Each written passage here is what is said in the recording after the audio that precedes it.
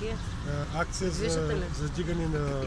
Имаме някакви около 20-30 заповеди за павилиони и за гаражи на улица Батак.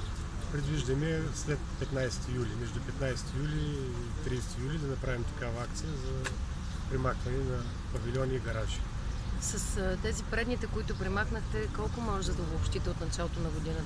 От началото на годината са около 60. Но продължи.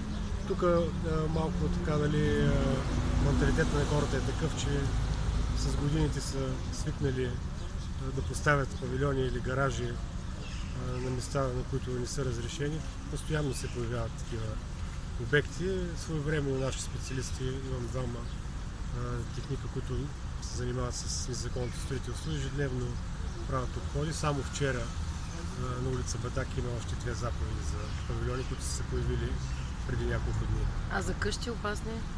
За къщи опасни, там където има такава къща опасна, тук в случая имаме една къща, която се вижда там отзад на погледните. Тази къща сме пуснали заповед и тече процедура по примахването, по осигуряване средства. Това е тук, това се води на улица Ландус, тази къща. И тази къща е общинска и е предоставена на читалище за ползване, но просто къщата вече е опасна. Специалистите от районната администрация са направили оглед и са констатирали, че тази къща трябва да се премахне. Какво е опасното?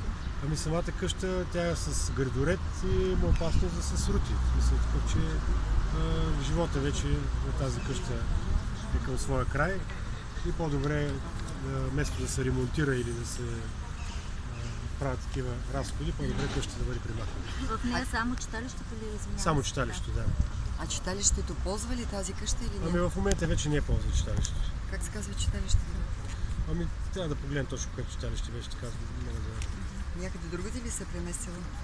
Ами не, те имат и още 2 апартамента в района, които ползват.